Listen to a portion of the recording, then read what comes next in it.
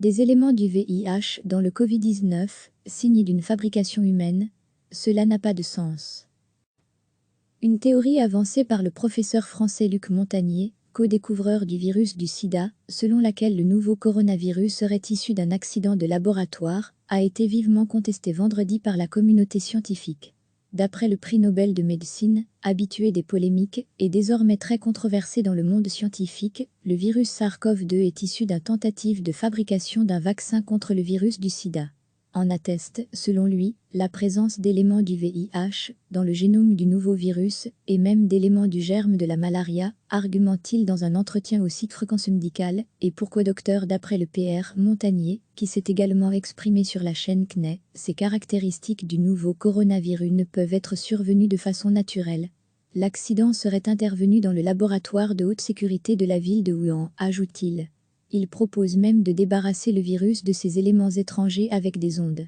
Cela n'a pas de sens.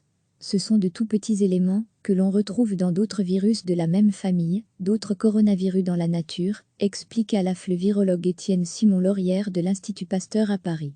Ce sont des morceaux du génome qui ressemblent en fait à plein de séquences, dans le matériel génétique de bactéries, de virus et de plantes, lance-t-il.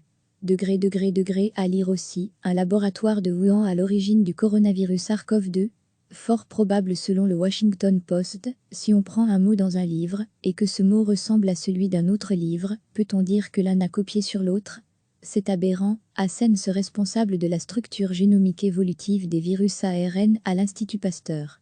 Les modifications du virus qui chercheraient à se débarrasser des éléments étrangers, morceaux génétiques de VIH, et qui seraient observés à Seattle aux États-Unis, selon le Nobel controversé, sont fausses, ajoute Étienne Simon-Laurière, qui s'abstient de tout commentaire sur les ondes du PR Montagnier. La théorie selon laquelle ce virus est issu de manipulations génétiques circule depuis longtemps et a été déjà démentie d'après les analyses du génome du virus communiquées par les Chinois, d'autant que les chercheurs dans le monde entier ont pu depuis isoler et analyser eux-mêmes ce virus à partir de prélèvements provenant de patients sur leur propre territoire.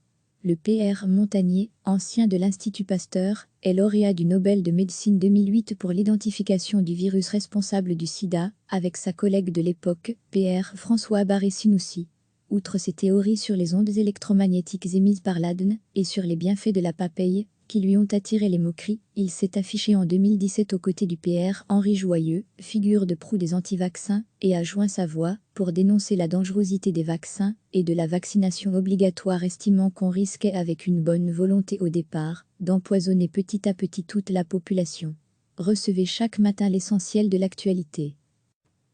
Une théorie avancée par le professeur français Luc Montagnier, co-découvreur du virus du sida, selon laquelle le nouveau coronavirus serait issu d'un accident de laboratoire, a été vivement contestée vendredi par la communauté scientifique. D'après le prix Nobel de médecine, habitué des polémiques et désormais très controversé dans le monde scientifique, le virus SARS-CoV-2 est issu d'une tentative de fabrication d'un vaccin contre le virus du sida.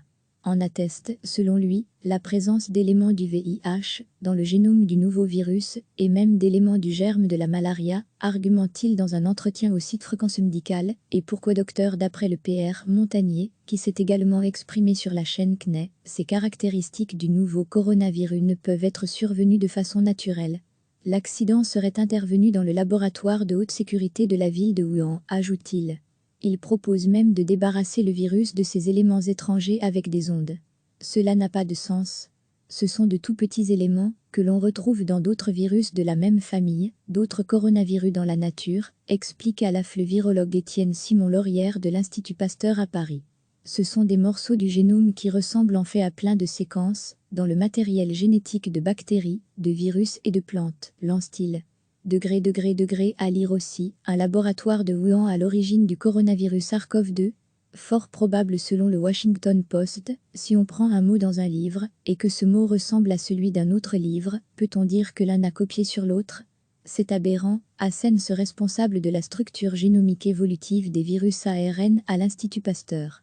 Les modifications du virus qui chercheraient à se débarrasser des éléments étrangers, morceaux génétiques de VIH, et qui seraient observés à Seattle aux États-Unis, selon le Nobel controversé, sont fausses, ajoute Étienne Simon-Laurière, qui s'abstient de tout commentaire sur les ondes du PR Montagnier.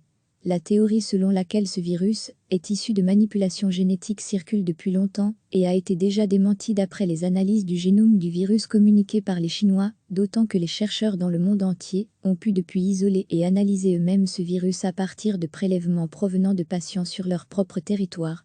Le Pr Montagnier, ancien de l'Institut Pasteur, est lauréat du Nobel de médecine 2008 pour l'identification du virus responsable du sida, avec sa collègue de l'époque, Pr François Barré-Sinoussi.